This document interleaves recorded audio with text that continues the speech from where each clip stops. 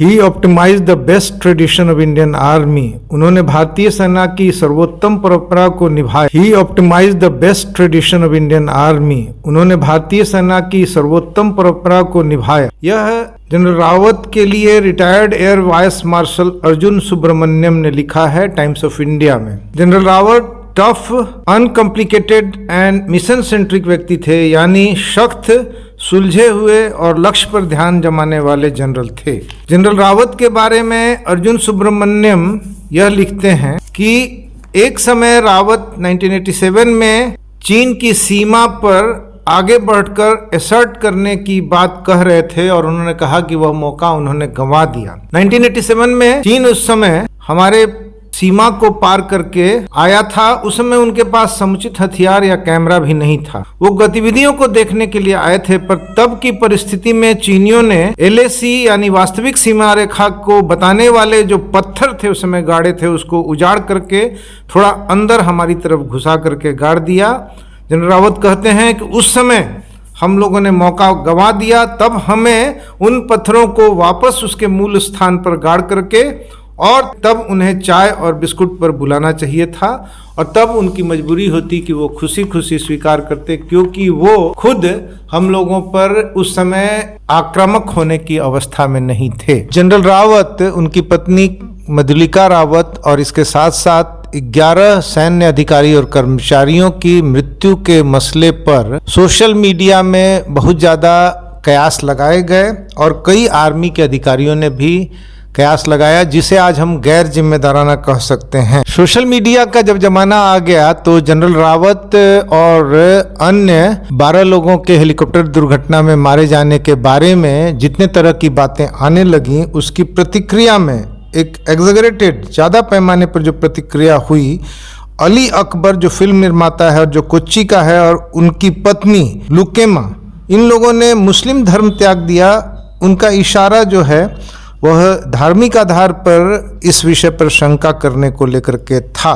कर्नाटक के मुख्यमंत्री बसवराज बोम्मई ने राज्य के पुलिस चीफ से कहा कि आपत्तिजनक टिप्पणियां करने वालों के खिलाफ मुकदमा चलाया जाए। इधर भोपाल से मधुलिका रावत के भाई की बेटी बांधवी सिंह ने, जो कि शूटिंग क्षेत्र में राष्ट्रीय खिलाड़ी हैं, बांधवी सिंह ने कहा कि वह इस दफ़ा भोपाल में हो रहे शूटिंग चैंपियनशिप में भाग लेंगी और 11 गोल्ड मेडल हासिल करेंगी। वह सैनिकों के लिए हासिल करेंगी। बताते चल रहे हैं कि जनरल रावत थिएटर कमांड बना रहे थे। थिएटर कमांड एक शब्द है, इससे वैसे केंद्र देश भर में बन रहे थे जो थल सेना, वायुसेना और नेवी, इंडियन नेवी, तीनों को मिला करके स्ट्रेटजी बनाए। जनरल रावत स्ट्रेटजीकार थे। जनरल रावत और पूरी टीम की मृत्यु के बारे में, हेलीकॉप्टर दुर्घटना के बारे में भारत में सेना के एक विशेषज्ञ हैं जिनको महत्व दिया जाता है, ब्रह्मचेलानी। ब्रह्मचेलानी ने इस प्रसंग को याद दिलाया कि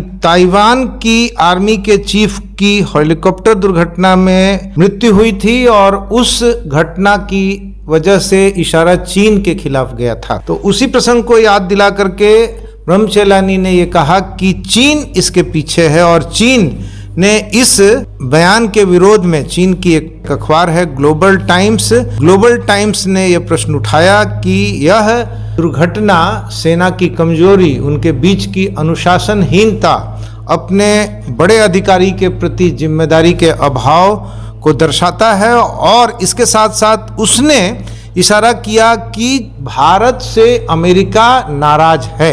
S-400 मिसाइल को लेकर के जो रूस के साथ भारत का प्रोजेक्ट चल रहा है, और यह वजह है कि अमेरिका इसके पीछे हो सकता है। तो इस तरह जब बयानों में बात हो रही है तो बिना रेफरेंस के, बिना कारण बताए हुए इस तरह की बातें कही गई, और यह भी कहा गया जनरल रावत की हत्या के पीछे लिबरेशन टाइगर्स और तमिल ईलम का हाथ है, LTTE का हाथ है। इसके बारे में कहा गया कि LTTE ने CIA के साथ मिल करके जनरल रावत की हत्या की साजिश की, और LTTE अभी भी उसका जो बचा हुआ साम्राज्य है, LTTE के लोग जो हैं बम को ट्रांसप्लांट करने में माहिर लोग हैं। रिटायर्ड ब्रिगेडियर सुधीर सावंत ने LTTE और ISI पर यह आरोप लगाया। जनरल रावत जब थल सेना के प्रमुख बनाए गए थे तो उस समय उनसे सीनियर 2 अधिकारी थे, उनको पीछे छोड़ करके ये राजनीतिक चयन था कि जनरल रावत को थल सेना प्रमुख बनाया गया था। यह 2016 के दिसंबर महीने की बात है। दूसरी कंट्रोवर्सी तब हुई थी जब अपने सैनिक वर्दी में वे नागपुर गए थे मोहन भागवत से मिलने, आरएसएस प्रमुख से मिलने।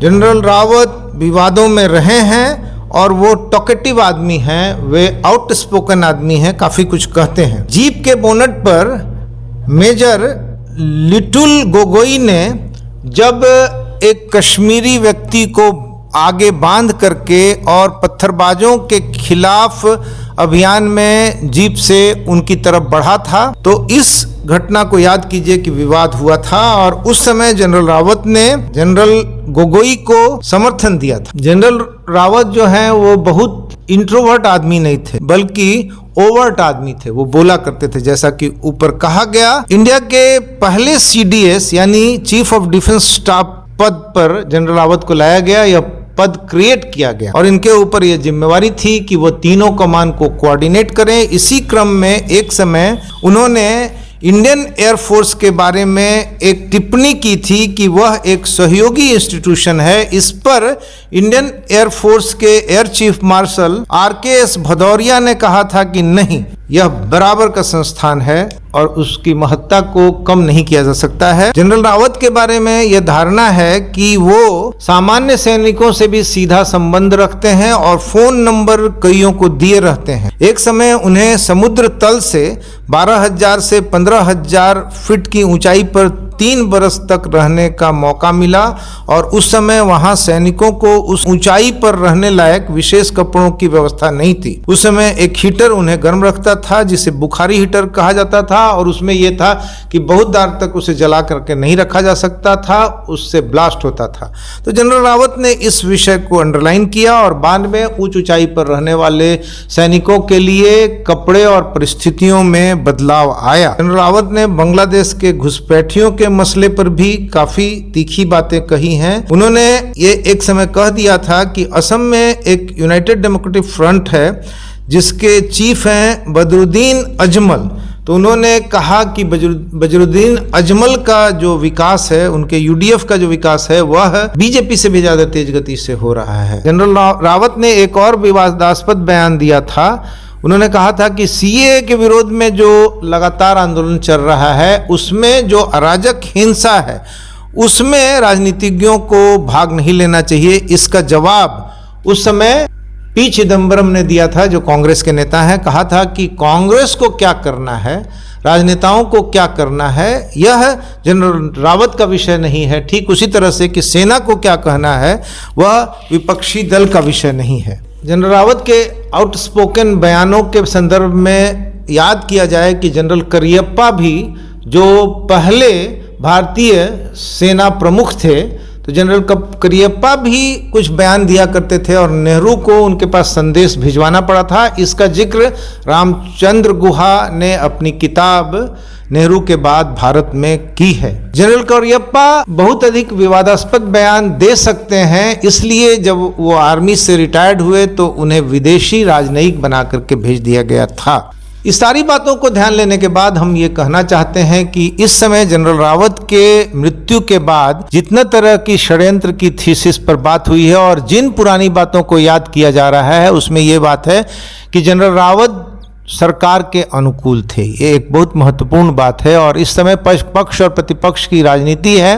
जनता में भी जो डिवाइड है उसकी वजह से जनरल रावत को कई जगह विवादास्पद बना करके रखा जाता है और दरअसल इनकी जो मृत्यु है वह कार्य क्षेत्र में काम करते हुए, सैनिक कमान के लिए काम करते हुए, सेना के ट्रेनिंग में भाग लेने के लिए जाते हुए हुई है। ये सभी हम लोग जानते हैं और इस समय ये कहना उचित होगा कि अगर जनरल रावत भारत के प्रधानमंत्री या भारत की सिविल शासन व्यवस्था के खिलाफ में कोई कंट्रोवर्सी खड़ा करते तब उससे एक समस्या पैदा होती और वह यह माना जाता है सेना जो है सिविल प्रशासन के मामले में हस्तक्षेप कर रही है। लेकिन सेना और शासन दोनों का, प्रधानमंत्री और सैनिक प्रमुख का अगर ट्विनिंग है तो इस विषय को देखते हुए बहुत सारे कॉन्स्पिरेसी थ्योरी के बारे में बात नहीं करना चाहिए।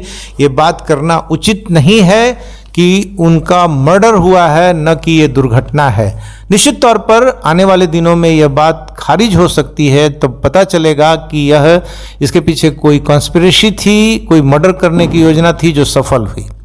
लेकिन अभी इस विषय पर कयास लगाना उचित नहीं है। जनरल रावत के बारे में बातों को ख़त्म करते हुए हमें ये कहना होगा कि हम लोगों ने अपनी सेना के बहुत ही ट्रेंड कई उच्च अधिकारियों को जनरल रावत के साथ गंवाया है और ये बहुत बड़ी क्षति है। और इस क्षति पर विचार करते समय हमें कभी नहीं भूलना चाहिए कि आज लद्दाख में लाइन ऑफ एक्चुअल कंट्रोल पर चीन नज़र गड़ाए हुए है और चीन ने इस बार कई बार घुसपैठ की है, जिसको भारतीय सेना ने चुनौती के रूप में लिया है। अभी भी 2 जगह से ऐसी खबरें आई हैं जहां भारतीय सीमा में घुस करके, यानी कि लाइन ऑफ एक्चुअल कंट्रोल से इधर आकर के चीनी सैनिकों ने कुछ गांव बसाए हैं, कुछ हटमेंट्स बटाए हैं, कुछ टेंट के बड़े कैंपस को बसाया है और ये सैटेलाइट से दिख रहा है।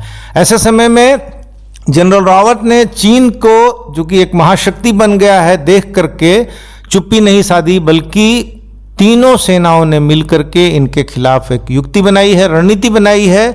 और इस युक्ति और रणनीति की वजह से धीरे धीरे लद्दाख में लाइन ऑफ एक्चुअल कंट्रोल के इधर हमारे 50,000 सैनिक और अधिकारी जमा हैं और इस वजह से उस तरफ भी चीन ने जो समझा था कि आसानी से वो घुसपैठ कर लेगा, तो चीन भी लाइन ऑफ एक्चुअल कंट्रोल के उस पार जो उसके कब्जे का इलाका है वहां पर उसने 50,000 सैनिकों को जमा कर रखा है।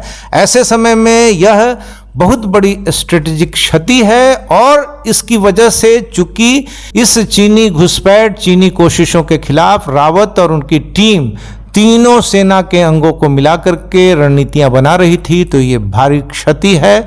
और इस समय हम इस क्षति के बारे में एक राष्ट्र भावना के साथ, एक देश भावना के साथ साथ साथ जो शोक की भावना है उसके साथ देखते हैं और हम श्रद्धांजलि अर्पित करते हैं। और हम ऐसा समझते हैं कि इसी तरह से देखा जाने की आवश्यकता है। जब कोई बात आएगी तो दूसरी तरह से हम बात कर सकेंगे।